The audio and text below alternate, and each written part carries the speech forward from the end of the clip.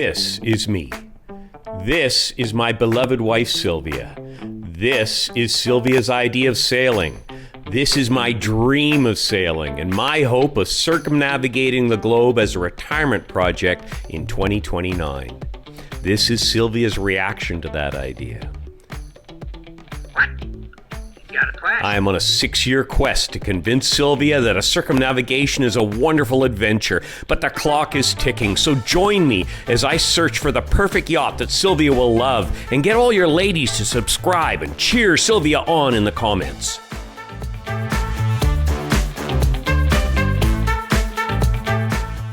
Welcome back to Naval Gazing at Camp David. This week we are heading back to South Africa, home of this week's latest launch, the beautiful and refined Leopard 46.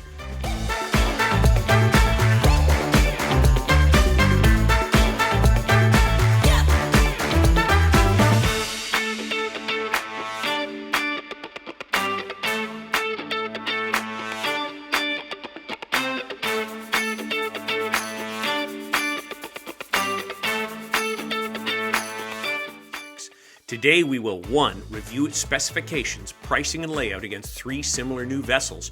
2. Do a full tour asking, what would Sylvia say? 3.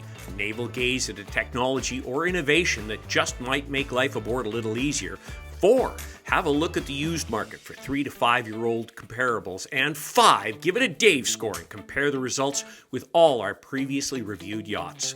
As always, all this fun will be sandwiched between a pairing of wine and a work of art from the same region as the guest yacht, in an effort to capture the culture and people who gave birth to these wonderful vessels. Waves, wine, art, and ideas. What a civilized way to spend 30 minutes. So let's get going. From high above Vancouver, we head west across the Pacific to the home of last week's yacht, the HH-44 at the Hudson Yacht Yards in China. From here, we carry on west all the way around to South Africa and the yards of Robertson Caine, home of this week's guest yacht, the stunning new Leopard 46.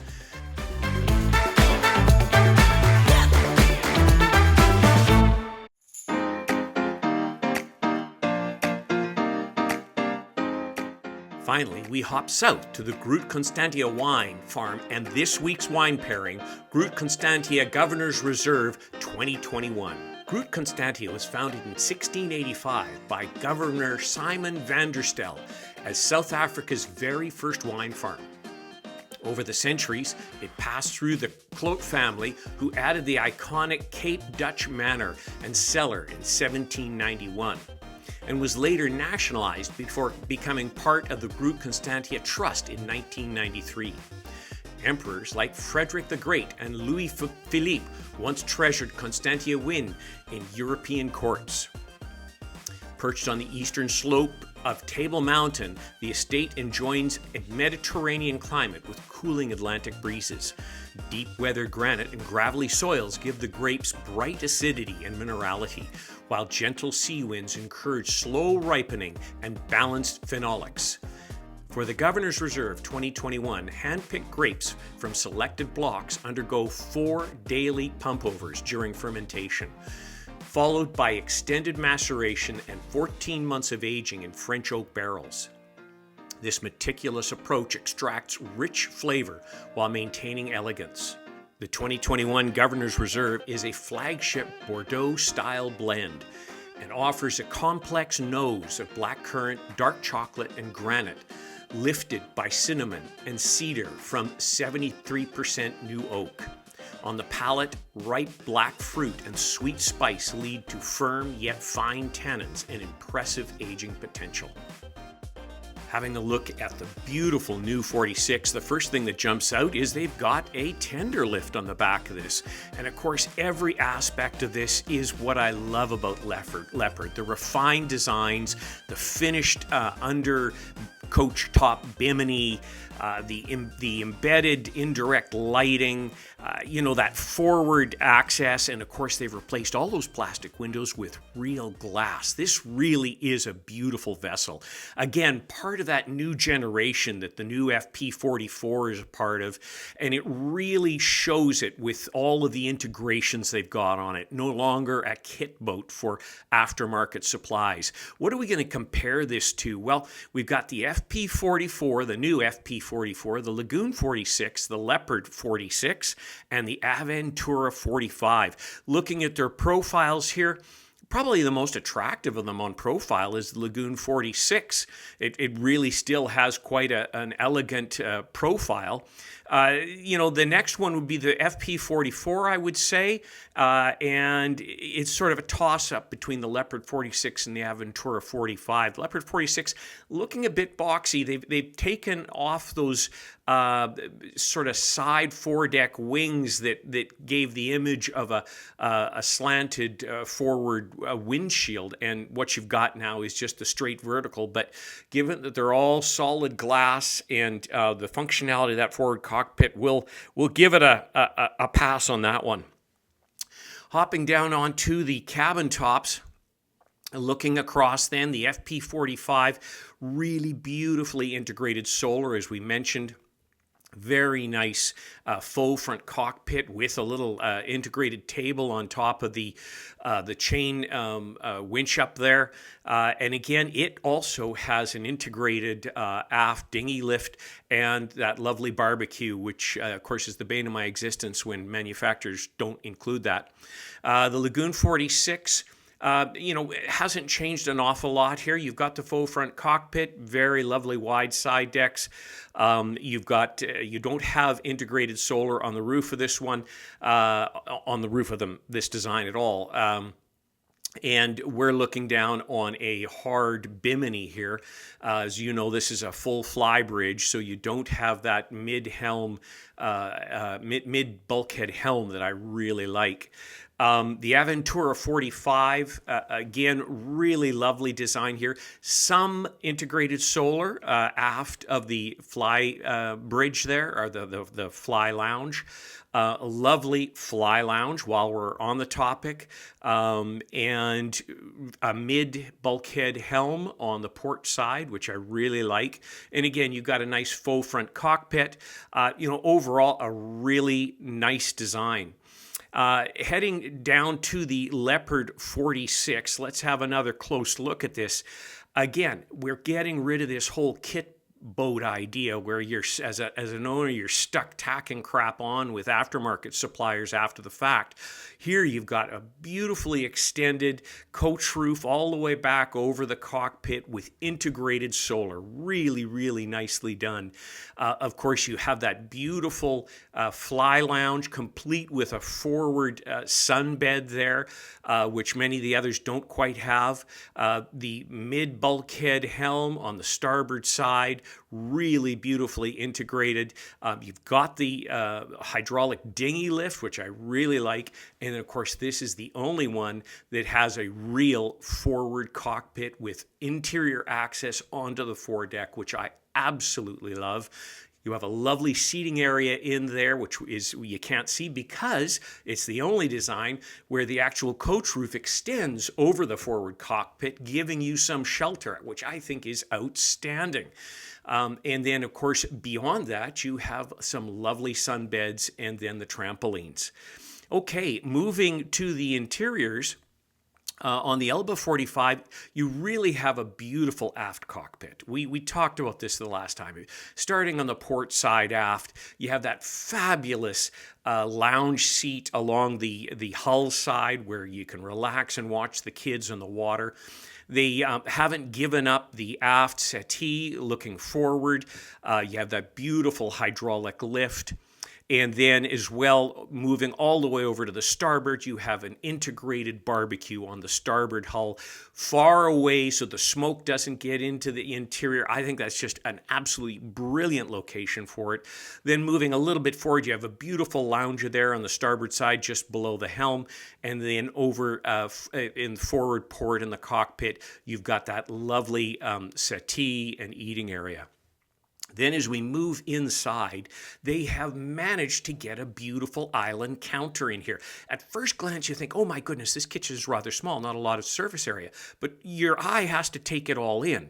You've got that lovely center island there. Then over the other side, you don't have a lot of counter space because that's where all of the equipment is, your stovetop ovens and all that sort of stuff. But you still have the island, you still have some counter. And then if you look right forward, there's an extension after the access way down into the port hull. There's an extension and a little L shape around, and we'll see what that's for, because it then leaves you a staging area to put food out onto the forward cockpit through a massive opening window. So all in all, just a tremendous design, beautifully integrated, much more refined than the previous generation. The Lagoon 46, much of the same. It's always been a great design. Integrated barbecues, all sorts of seating areas, and a very expansive aft cockpit, huge sugar scoops for ease of access on and off. And of course, you have a full fly bridge, which some love, some not so much. I like the idea of having immediate access to jump off the helm and get over to the sides of the vessel, as opposed to being stuck up on the fly bridge, even though it gives me more visibility. Again, very usable galley, semi-U shape for stability, nice settee and eating area, and a small forward-facing nav there. And then a really nice faux front cockpit that is, very, very usable. As we look over at the Aventura 45, again, beautifully done. You've got an aft forward-facing settee with a barbecue right beside it, again, well out of the cockpit area, so smoke isn't getting in there. Lots of space, the forward starboard side settee and eating area, another lounger over in the port side.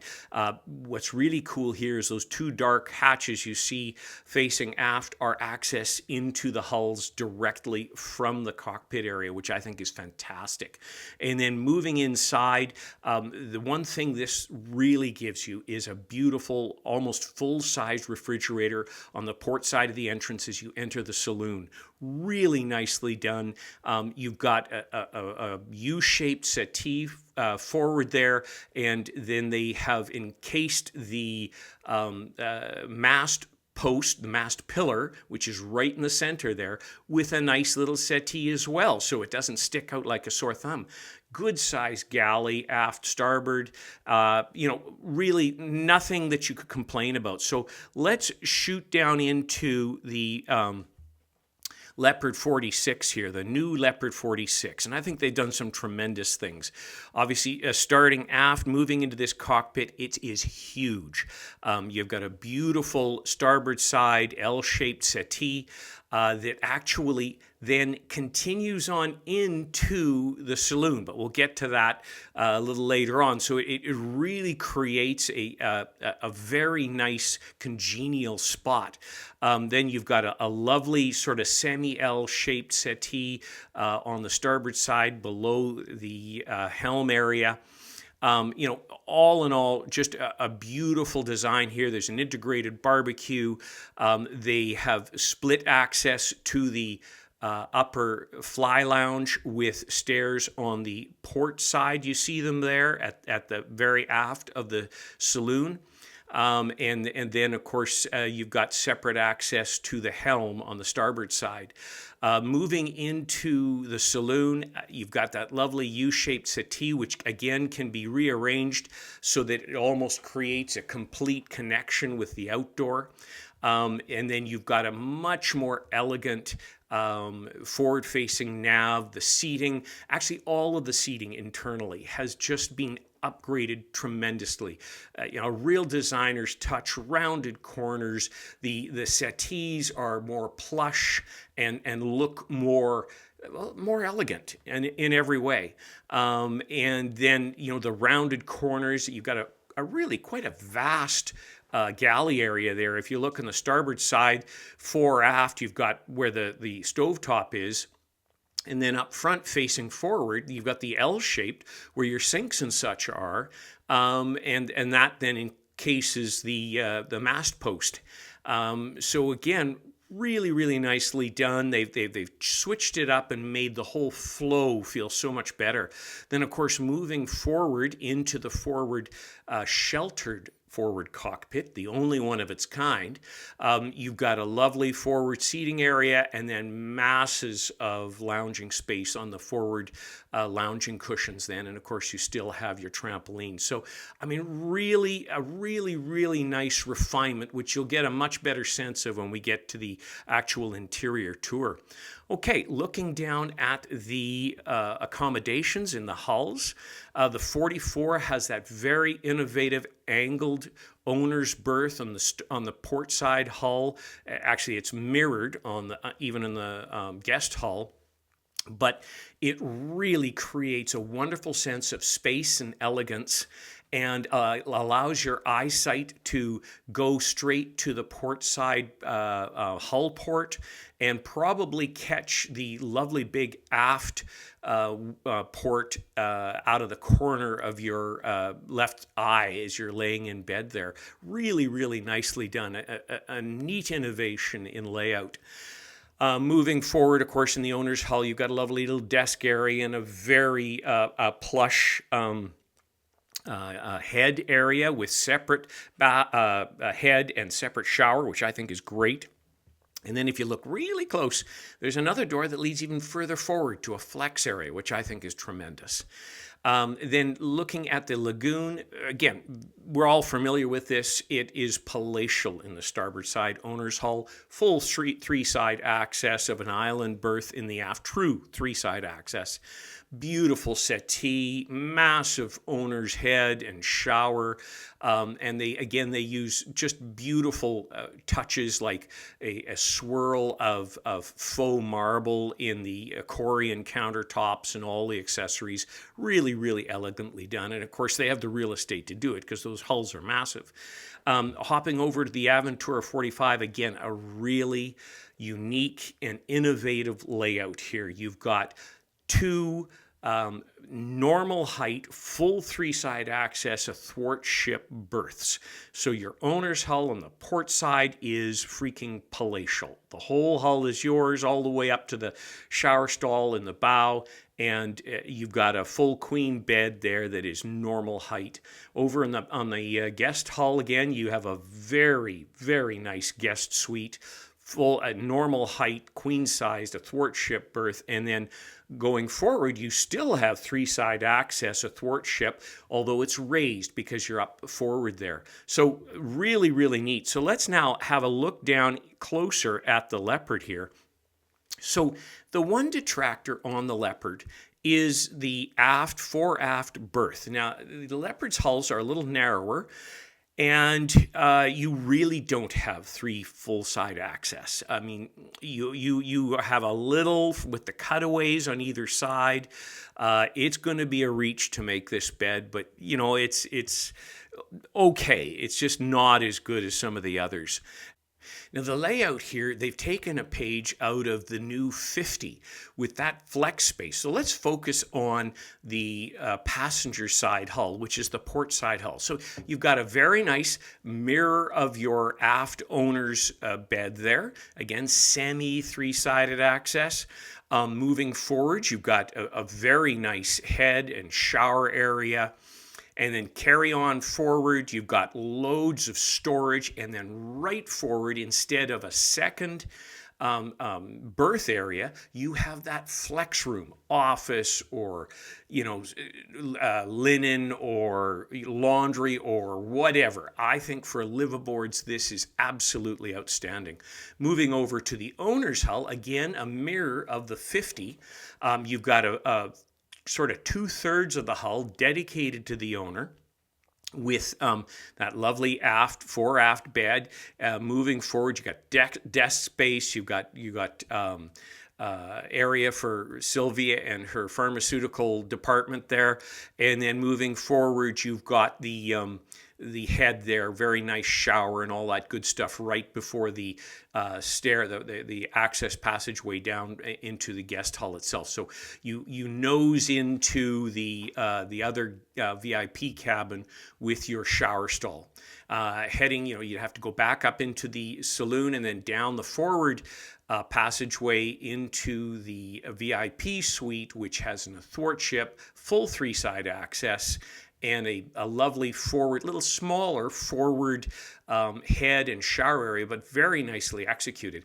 I don't quite understand why Leopard doesn't take a page out of Balance and turn that starboard hull into an owner's hull using the athwartship forward berth with full three-side access, and then an aft, beautiful aft head, and then a walk-in closet into the forepeak. I'm not quite sure why they don't do that, why they are stuck with these sort of semi-walk-around fore-aft berths in the aft area, but overall, really beautifully done.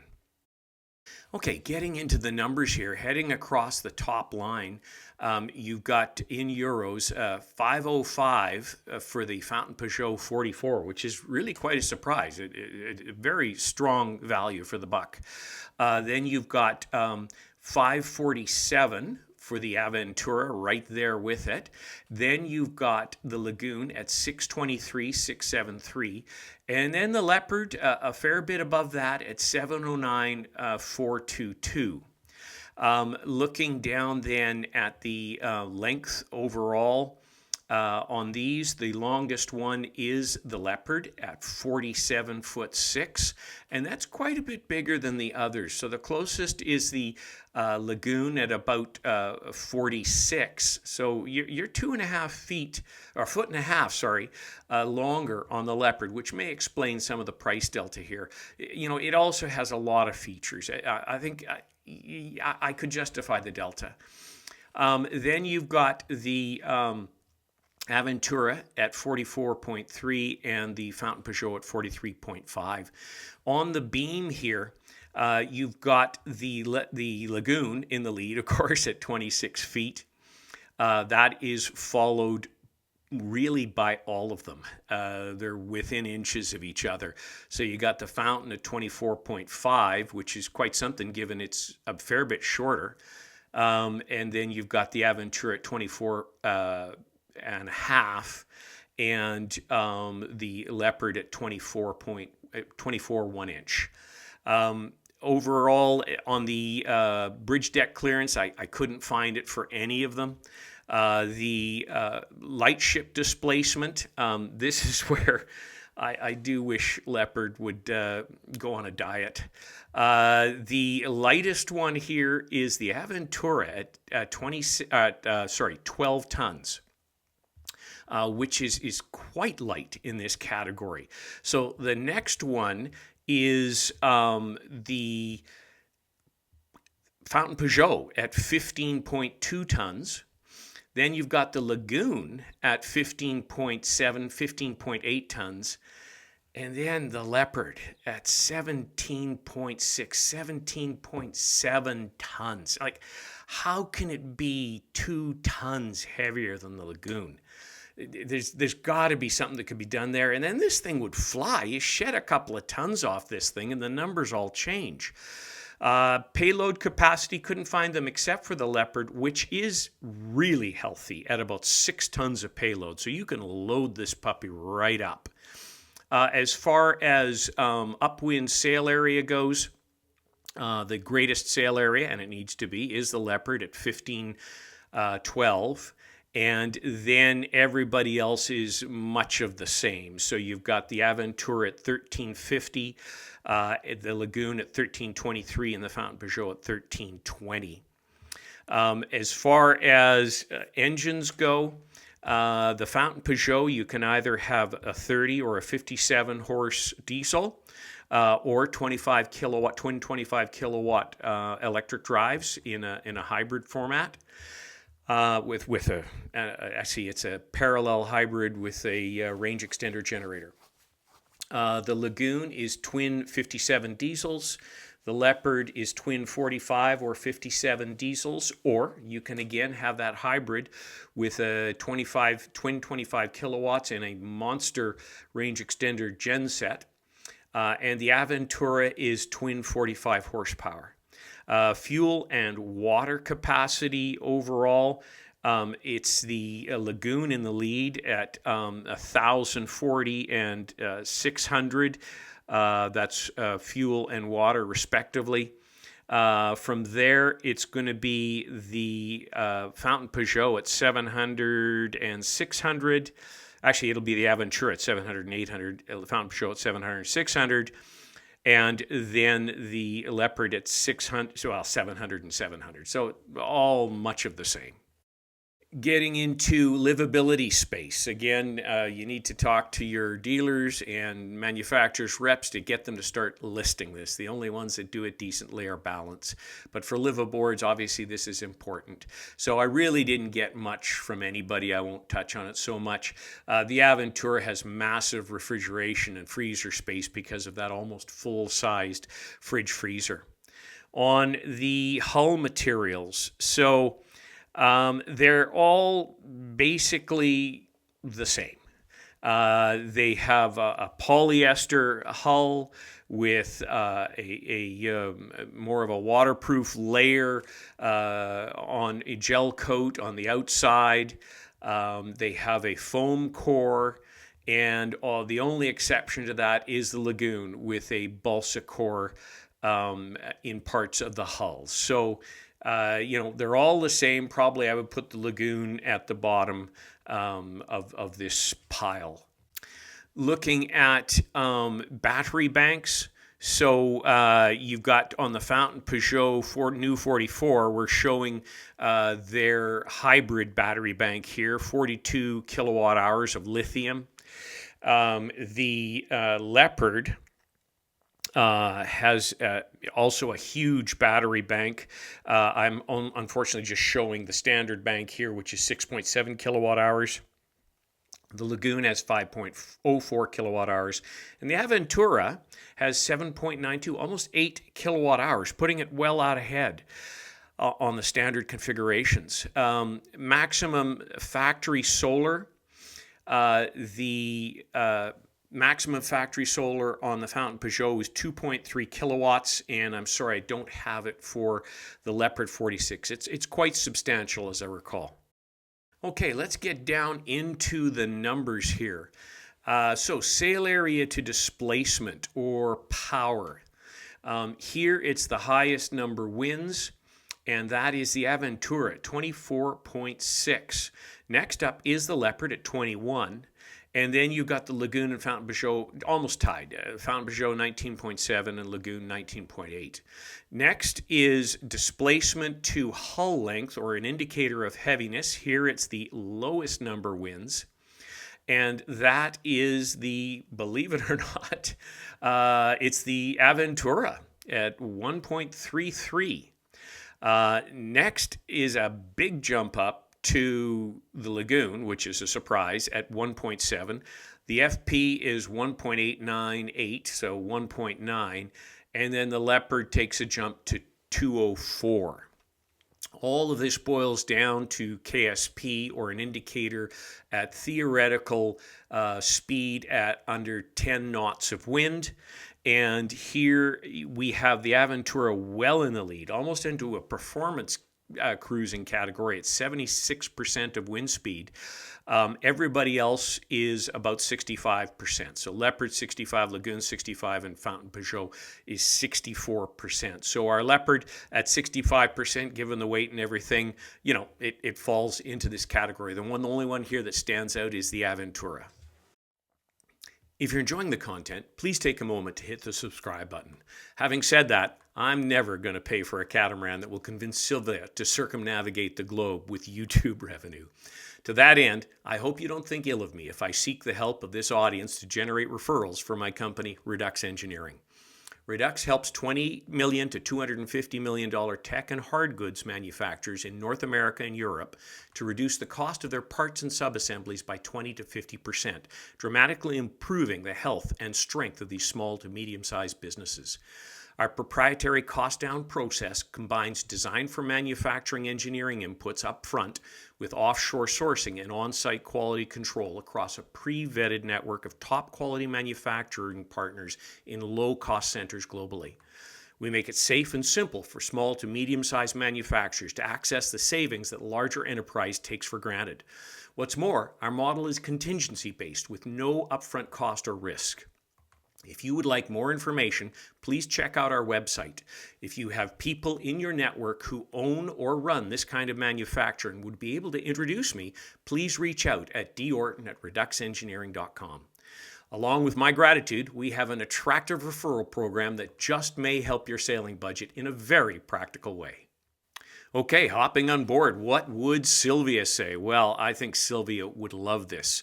You can see here looking across this fabulous and expansive aft cockpit, you've got the beautiful embedded electric barbecue in the foreground here. Of course, on this particular one, it was the hybrid. There is no gas aboard at all. You've got single fuel.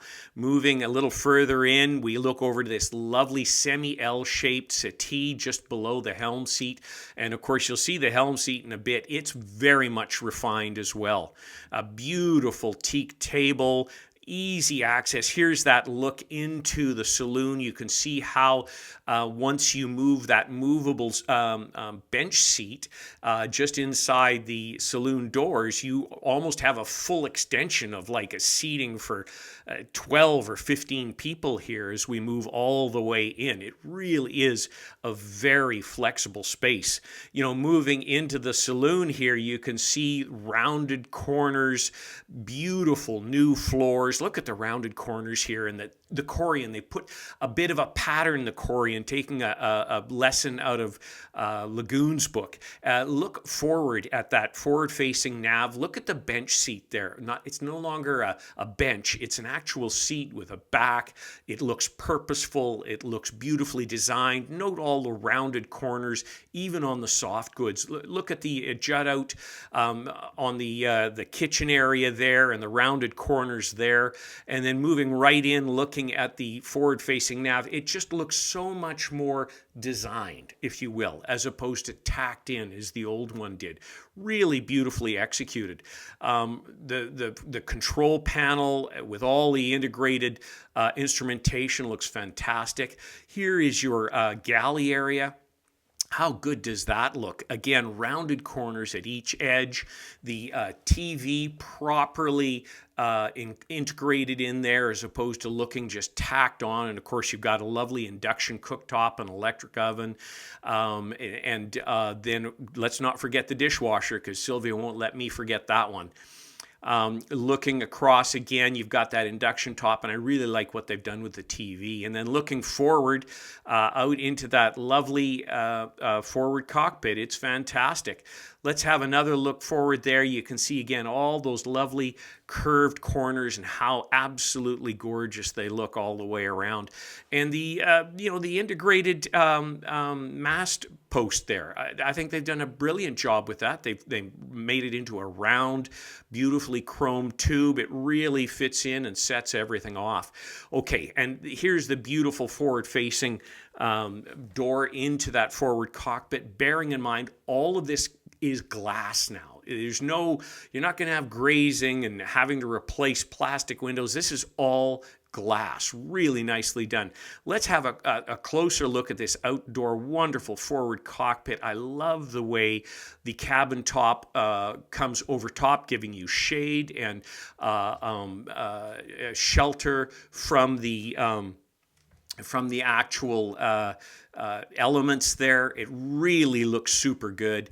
And of course, you have that wonderful forward-facing cockpit that looks so elegant there. And you can really tell the glass looks so good here.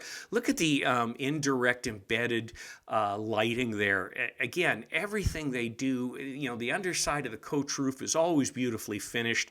Beautiful lounging areas here. It really is an absolutely tremendous space and lots of relaxation layout, sun area. So you've got the best of everything here. Okay, heading back into the saloon again, that lovely 2-drawer fridge freezer. We're going to head over to the owner's hull. Well, not the owner's hull, the owner's suite, if you will, on the starboard hull. And down we go. You can see there's a nice area with TV that swings out into this very nice fore-aft berth. But again, you can see that you don't have massive access up the side to make this bed. You do have huge portholes and a lovely hatch with ventilation just above your head. Lovely integrated TV area. And as we back away, you can see all the stowage you've got as you move into the beautiful head shower area. Sylvia's got her makeup table there. You can see past the TV into the head area and the forward shower. Really, really looks nicely done. You can see the tone of the Corian. Again, these are tiny little things, I know, but it makes it, instead of just a bland white, there's a bit of a texture to it and an elegance. So back up into the saloon, looking around, it just looks absolutely super. We're going to go forward into the VIP suite. Again, a lovely full-sized, full three-side access, a thwartship berth that looks straight out, a beautiful hull port. Smallish but doable, a VIP suite, ensuite. I think it's really nicely done. Again, they've executed their indirect lighting so very nicely. Just backing then out and over to the port guest hull. We're into the aft, fore-aft guest bedroom here. Again, mirrors the owner's suite on the other hull with tremendous port lights and a very nice aft port and opening hatch right above your head for good ventilation. A really good sized head in the passageway here leading forward. And then my favorite part, there's your washer dryer, and then into your lovely flex space, workroom, stowage, all that good stuff. I just think it's absolutely tremendous and a great use of space. Back up into the saloon, you can just see all of the aspects of the designer touches in here. Again, the rounded corners of everything, including the soft goods. It just looks so good. Now look at this helm seat. They really, again, this is what I mean. It looks purposeful. It doesn't look tacked on. It looks elegant. It looks expensive. Love the composite wheel. They got beautiful rope stowage there.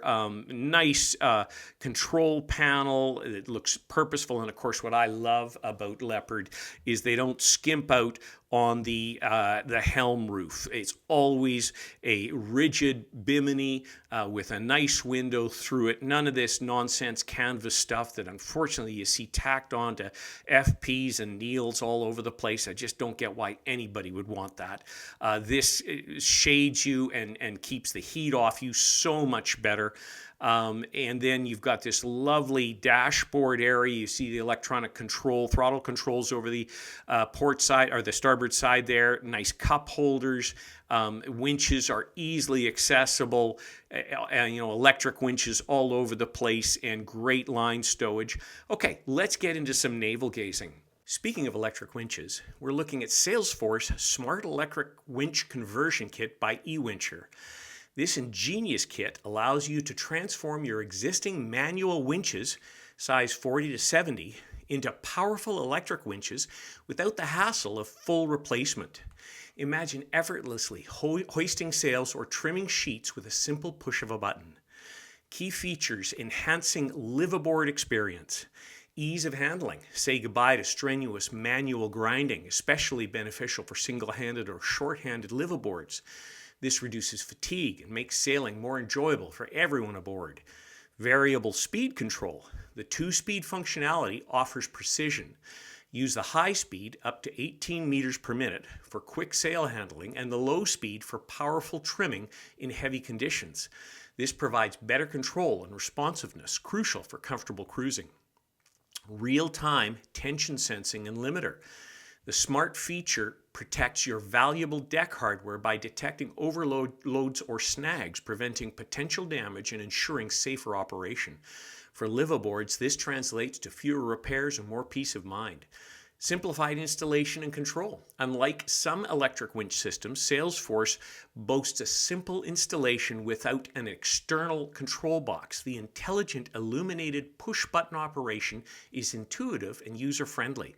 A centralized control panel option for multiple winches adds further convenience for managing sail controls from one location. Energy efficiency. Ewincher claims up to 50% energy savings compared to conventional electric winches, which is a significant advantage for liveaboards managing their power consumption, especially when off-grid for extended periods. Enhanced safety. Features like configurable tension limiter, a double finger safety switch to prevent accidental activation, general shutdown, emergency stop, and overload reverse polarity protection contribute to safer sailing environment for you and your crew. In essence, the SailForce kit offers a practical and cost-effective way to upgrade your catamaran sail handling, making it easier and safer and more enjoyable for liveaboard adventurers. Okay, back on board. We're heading up those portside steps to the beautiful upper fly lounge, which I think is just absolutely gorgeous. The other thing I really like about the 46 is that boom is low enough that when you're on this fly lounge, you can actually access that sail bag, something you can't say about the 50. So the 46, you can see a beautiful table there, lovely settee. You can see the integrated solar, which is glass solar, hard solar, with a lovely air gap below it to enhance efficiency. So everything's being thought out here. Look at that. And there's that aft dinghy lift. Okay, what do we compare this with? First up, we are looking at a Balance 482, a 2022, 48 feet. They are asking 1.495, so 1.5 million for the 482 versus 1.8350 for the brand new Leopard. Now, this would be a little challenging for me. I love everything about the Leopard. And if Sylvia had her druthers, it would be the Leopard. But this one is almost a tie for me because, I'm an absolute fan of Balance and everything they do. Next up, we're looking at a 2022 Lagoon 46, so a 3-year-old boat. They're asking 800 versus 1.183, so 1.2. So 50% more for the Leopard. Wow. It would be a tough one. I would prefer the Leopard just because of the forward cockpit, the beautiful fly lounge, the fact that it's a bulkhead mounted. No, I just convinced myself. I'd go the Leopard. Next up, we're looking at a 2020 Fountain Peugeot Elba 45, so 5-year-old boat. They're looking at 715 grand. This would be tougher. This is a very nice vessel, but if I had the money, I would do the Leopard. Next up, we are looking at an 018 Nautitech 46 Open. Very, very nice vessel. We're looking at, 7 years old for 550. So less than half the price. Wow. This would be tougher. If I had the cash, I'd still do the Leopard. The functionality, the usability, the helm position, the forward cockpit, the fly, I'd do the Leopard. Next up is a 2021 Leopard 45, so a direct comparable, the preceding model, and this is a 4-year-old boat. They're asking $1 million, kind of $1 million. I'm assuming you'd have some tacked on stuff here, but I don't see any solar in the back of this one. There's not a hope. On this particular one, I would be doing the brand new Leopard 46. Okay, monohull heresy. What do we compare this with? On the monohull side, bearing in mind we add 20% to the length to get a reasonable comparable of usable space. So we are looking first up at a 2018 Beneteau Sense 57. Very unique design, hard top, T-top, and almost same level access into the saloon. They're asking 550 versus... 1.2. Man.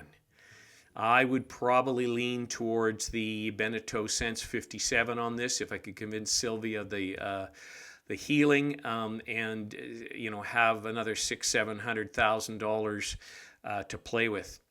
We're looking at an ML55, a 2018, one of my favorite boats, 1.2 million versus 1.2 on the Leopard. I would definitely do the Leopard.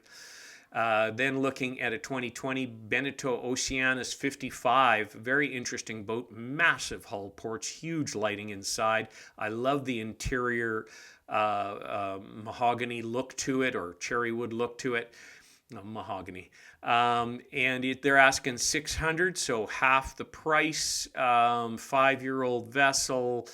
On this one, I'd still go with the Leopard. Now we're looking at a Hansa 588, one of my faves. It's a 5-year-old boat. They're asking 900. That's too much for a 5-year-old 588, even with the T-top. I would do the Leopard. And last but not least, an 018 Jeanneau 58. So 7-year-old boat, very, very practical layout on this with that beautiful, massive full beam aft master and the convertible 2 forwards and full access into the forepeak. At 512, I'd do the Jeanneau 58. So overall, sort of 3 out of 5 on each of them, I think. She did pretty darn good. Okay, looking at the Dave score, how did she do? Okay, down, down, down. Oh, she comes up pretty darn quick, which isn't a big surprise. So let's zero in and see what she does. Okay, she's 76 out of 100. And let's look at elegance. Interior, 8 out of 10, which is, they've done a lot of upgrades and touches there that I think deserve that. Exterior, 8 out of 10. I mean, it's a tremendous the finished underside of the bimini, the indirect lighting, everything is done so very, very nice. It deserves that. Comfort, interior, 8 out of 10. I think it's an upgraded level from the previous model.